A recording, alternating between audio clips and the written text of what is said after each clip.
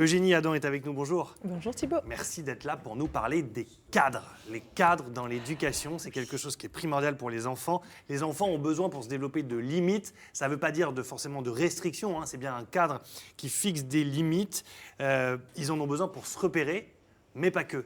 Mais pas que, exactement. C'est important de ne pas diaboliser ce terme. C'est pas faire obéir ou dresser un enfant bêtement comme si c'était un animal.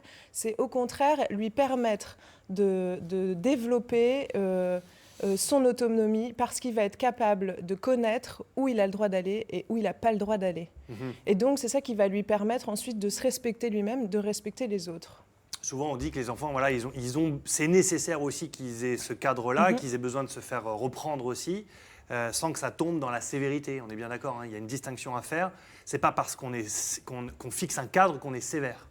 Alors, on a besoin d'une certaine autorité pour faire respecter le cadre.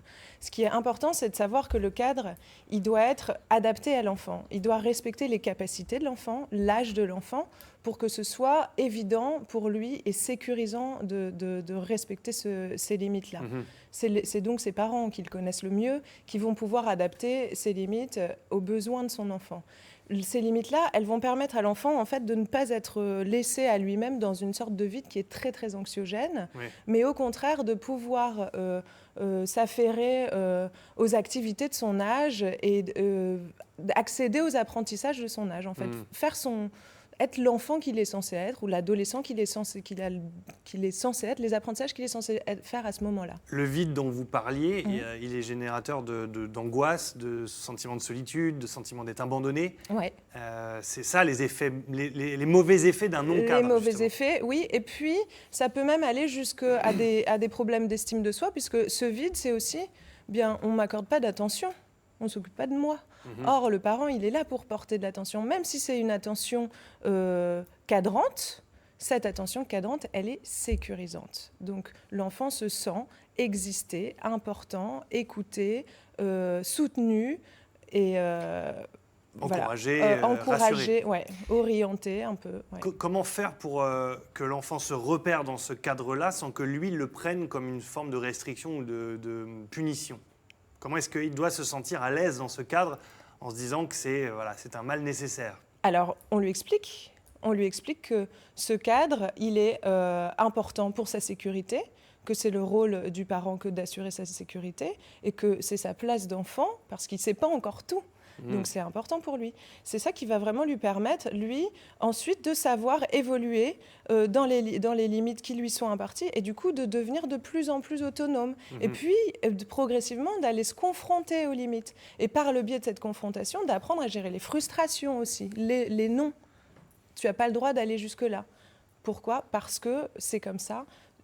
Tes parents ont décidé que c'était comme ça, c'est bon pour ta santé, c'est bon pour ton épanouissement intellectuel, pour ton autonomie psychique et puis corporelle aussi, puisqu'il apprend par là que les limites il est différent de ses parents et que les limites sont différentes aussi pour lui. Et le cadre, normalement, est censé le rapporter aussi à un contexte de loi sociale, un contexte social, c'est-à-dire que le cadre qui est appliqué à la maison est normalement censé être le même, quasiment le même que celui de la société. En tout cas, oui, ça va être le même. Et puis en plus, c'est l'apprentissage des lois. C'est-à-dire que les lois, les règles qui sont à la maison, apprendre à les respecter, c'est ça qui va permettre de comprendre qu'à l'extérieur de la maison aussi, il y a des lois que je dois respecter. Donc en effet, les premiers apprentissages de limites qu'on impose à l'enfant, c'est ça qui va lui permettre de devenir un adulte épanoui et adapté à l'environnement social. Alors les règles, elles doivent être claires, précises, bien énoncées, mais aussi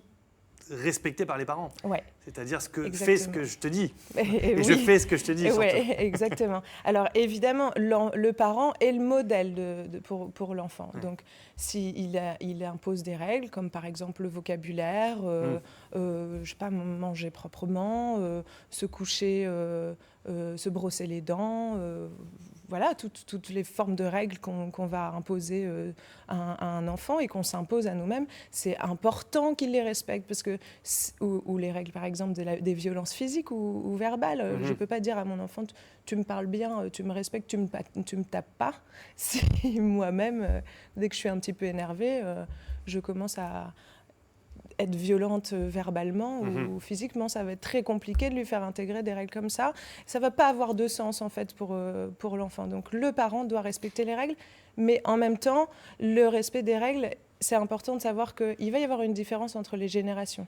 C'est-à-dire que l'enfant n'est pas obligé non plus d'être au courant de tout ce qui se passe dans la vie de ses parents. Et pour terminer, en cas de dépassement de ce cadre-là, est-ce que ça génère automatiquement une punition entre guillemets ou une sanction. un recadrage? Alors, le punition, c'est devenu un gros mot. Encore une fois, c'est pas une violence. C'est plutôt l'absence de stop qui va être vécue comme une violence, parce qu'encore une fois, c'est une absence d'attention. L'enfant, il a besoin de savoir jusqu'où il peut aller, et parce que l'adulte va faire suivre ses propos d'une action. Là, ça va donner du sens et ça va permettre à l'enfant de savoir qu'il n'a pas le droit d'aller plus loin et que c'est partout pareil. Dans la vie des adultes, c'est pareil. Si vous grillez un feu rouge, vous perdez des points. Et la communication non violente ne veut pas forcément dire la coolitude absolue. Non, ça peut être une communication non violente, mais ferme quand même.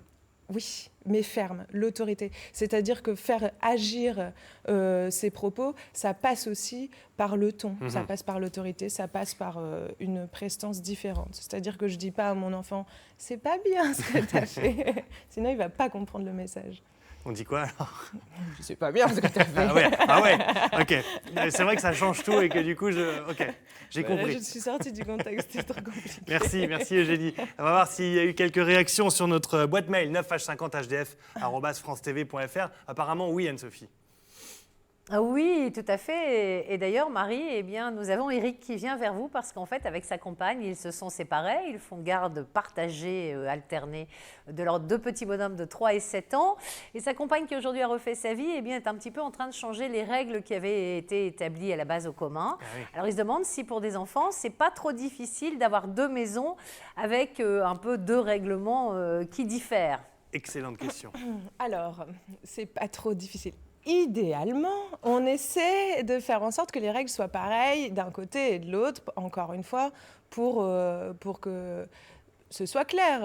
C'est-à-dire que socialement, on va essayer d'avoir les mêmes règles dans la maison qu'à l'extérieur. Maintenant, un enfant, c'est très intelligent et même ça va lui permettre de développer ses capacités d'adaptation. De se dire, tiens, j'ai compris que chez papa, les règles sont comme ça et chez maman, les règles sont comme ça.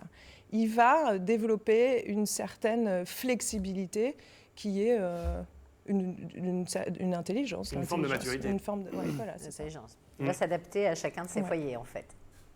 Exactement. Ah, j'ai le temps d'une autre petite question? On a tout le temps. Alors là, c'est un appel à l'aide. Bénédicte, qui a 4 enfants, 2 grands, 14-11 ans, 2 petits, que je dise pas de bêtises, 6 et 4 ans. Les 2 derniers ont un caractère plus que trempé. Ils lui tiennent tête. Elle dit « je n'en peux plus, je n'en viens pas à bout et j'en ai marre d'hurler tout le temps sur mes enfants ». Comment faire pour établir un cadre avec 2 gamins qui ont déjà un caractère bien forgé? Des boules caisses. Alors, on les félicite d'avoir un caractère bien forgé. Et on essaie de ne pas hurler parce que les enfants, ils comprennent que quand on hurle, c'est déjà qu'on est dépassé. Et alors là, ils ont toutes les prises pour nous faire craquer. Ça marche, quoi. Ils ont de l'attention. Donc, c'est ce qu'ils cherchaient. Un enfant sa punition, la sanction dans ces moments-là, ça va être justement d'être privé un peu d'attention du parent. Donc, on les envoie dans leur chambre et on leur dit « Maman, elle est fatiguée, elle va pas crier. » Elle va se reposer, va réfléchir de ton côté, et puis quand tu seras plus énervé et que maman elle sera plus énervée, on rediscutera de ce qui s'est passé. Et on prend une grande respiration, on boit un coup. Et on va faire une séance de J'espère que ça fonctionnera. Merci beaucoup Anne-Sophie, merci pour toutes ces questions.